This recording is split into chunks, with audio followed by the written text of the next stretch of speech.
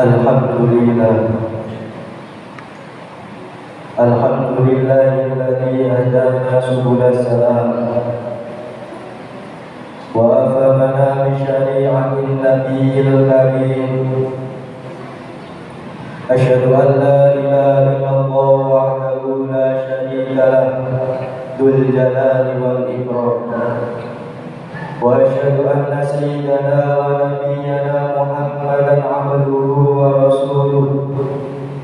Allahumma salli wa sallim wa barik ala sayyidina Muhammadin wa ala alihi wa ashabihi wa tabi'ina bi ihsanin ila yaumiddin.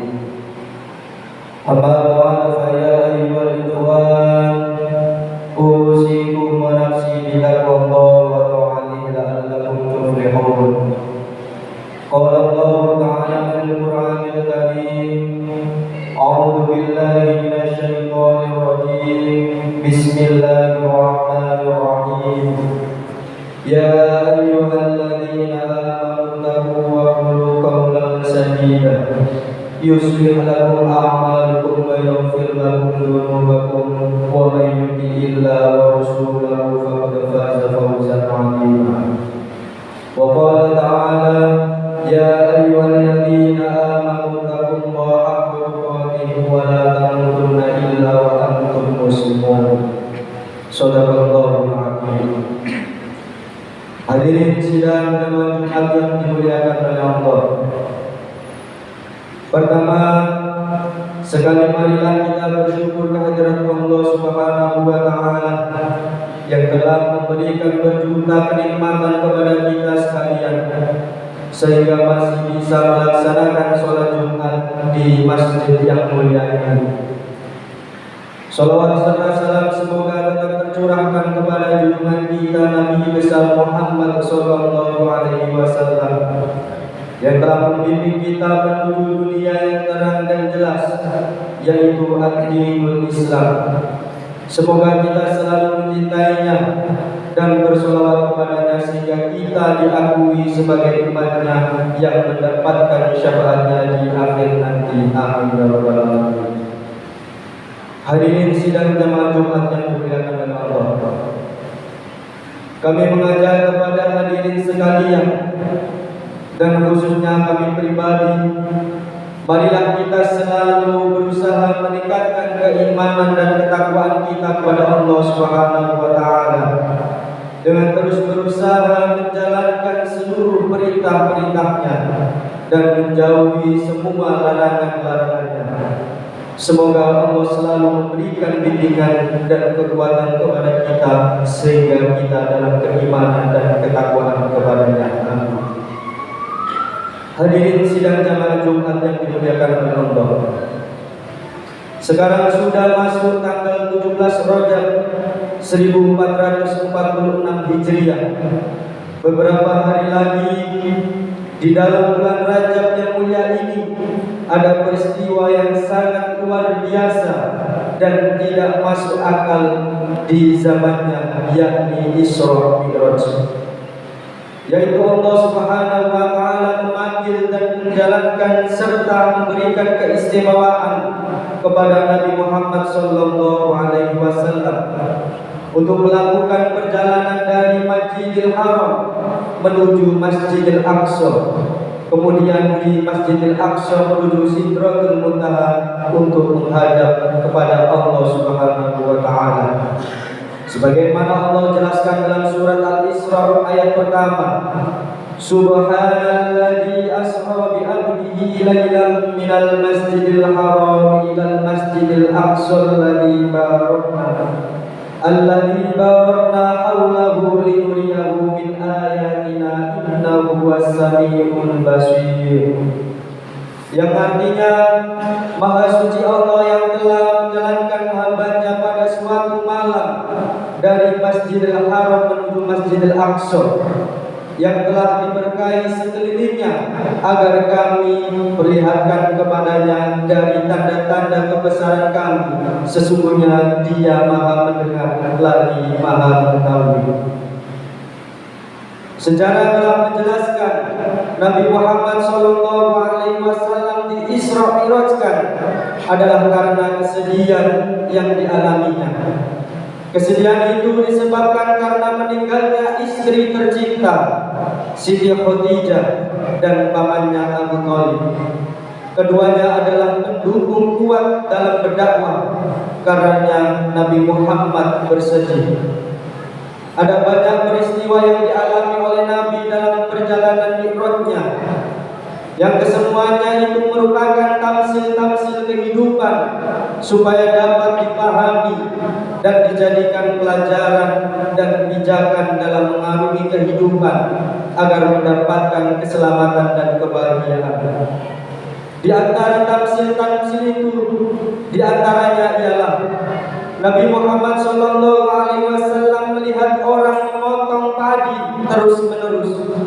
Nabi bertanya kepada Jibril, "Siapakah mereka itu?" Jibril menjawab, "Mereka itu ibarat orang yang gemar beramal jariah, yang kemudian mereka memetik pahalanya dari Allah Subhanahu wa Ta'ala." Nabi juga melihat orang yang terus-menerus memukul kepalanya. Nabi Muhammad bertanya, "Siapakah mereka itu ya Jibril?" Dia menjawab, "Mereka itu ibarat orang yang enggan melaksanakan sholat, yang kelak akan menyesal dengan memukuli kepalanya sendiri terus-menerus sekalipun terasa sakit olehnya." Nabi juga melihat sebuah kuburan yang sangat harum baunya.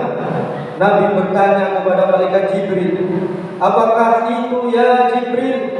Dia menjawab, "Itu kuburan Masitoh dan anaknya. Dia mati disiksa oleh Raja Fir'aun karena mempertahankan imamnya kepada Allah Subhanahu wa Ta'ala sewaktu dipaksa supaya menyembah berhala." Dari sejarah Isra Mi'raj dan peristiwa yang melatar belakangi serta nilai-nilai yang terkandung di dalamnya, ada beberapa hikmah yang dapat dijadikan pelajaran serta penguat keimanan umat Islam. Di antaranya yang pertama, menghilangkan kesedihan Nabi setiap manusia dikarenai perasaan dan cinta oleh Allah, sehingga jika suatu saat terjadi goncangan, maka manusia bisa menjadi sedih dan boleh jadi berlarut-larut kesedihannya. Sebelum Nabi Muhammad di Isra Mi'rajkan oleh Allah, Nabi mengalami kesedihan yang luar biasa atas meninggalnya istri tercintanya dan pamannya yang sangat sayang kepadanya.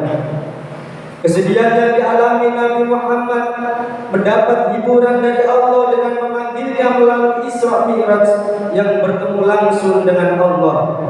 Allah berfirman dalam surat Al-Qiyamah ayat 22 sampai 23, "Wujuhu yawma idzin nadhirah ila rabbiha nadhirah."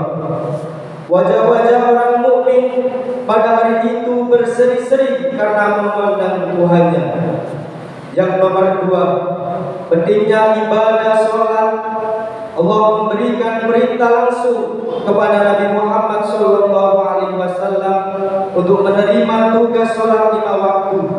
Jadi sholat merupakan hal yang sangat penting dalam peristiwa Isra Mi'raj Nabi Muhammad SAW. Rasulullah bersabda, "As-sholatu imaduddin, faman aqamaha faqad aqamaddin, wa man tarakaha faqad hadamaddin." Sholat adalah tiang agama.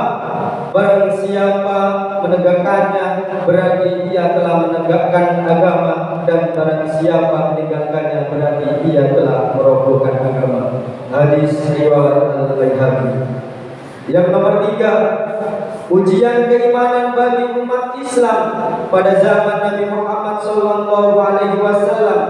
Kendaraan yang bagus, kecepatannya adalah kuda, dan belum ada kendaraan yang bisa membawa penumpang dalam waktu yang sangat cepat dan singkat ke udara, apalagi menembus langit.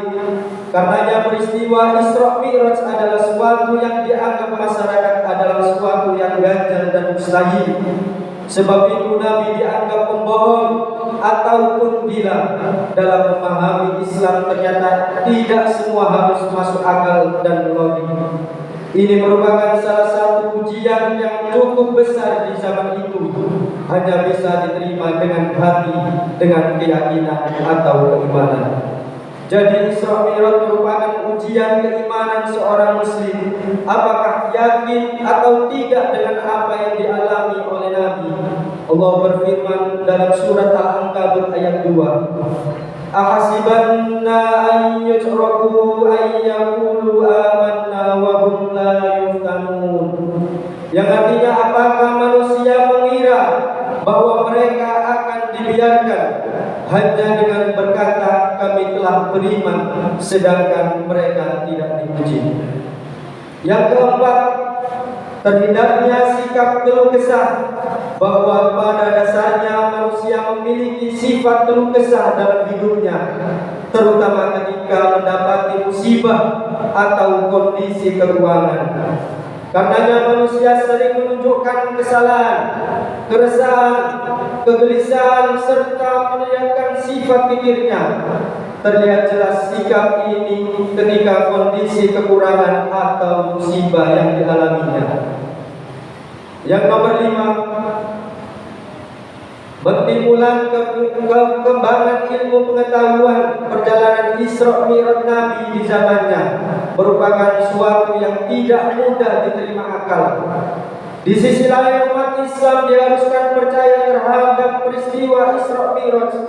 Ketika umat Islam sudah yakin dan percaya terhadap perjalanan Isra Mi'raj, maka manusia tergerak hati dan pikirannya untuk membuktikan secara nyata, secara real, kisah Nabi tentang langit membangkitkan orang-orang tertentu, melakukan penelitian guna menemukan kebenaran yang real dari apa yang diceritakan Nabi.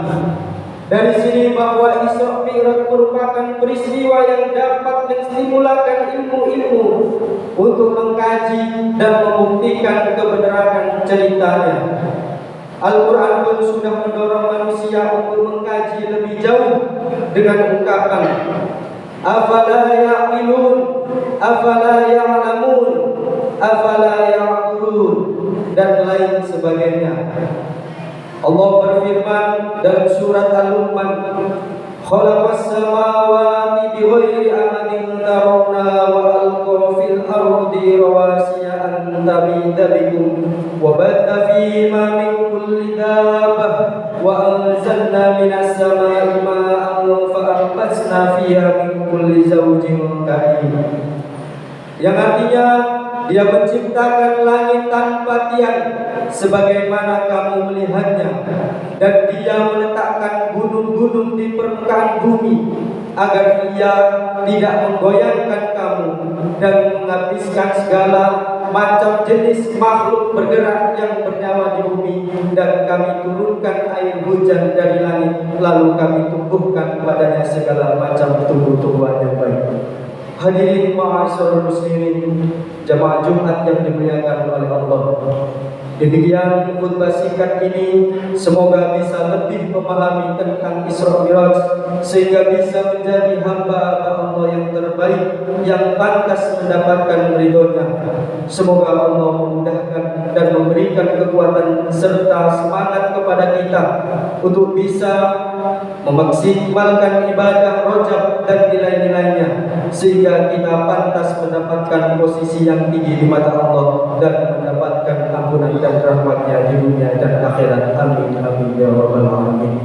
Barakallahu li wa lakum fil Qur'anil azim wa nafa'ani wa iyyakum bima fihi minal ayati wa dzikril hakim wa taqabbal minni wa iyyakum tilawatahu innahu was-sami'ul 'alim.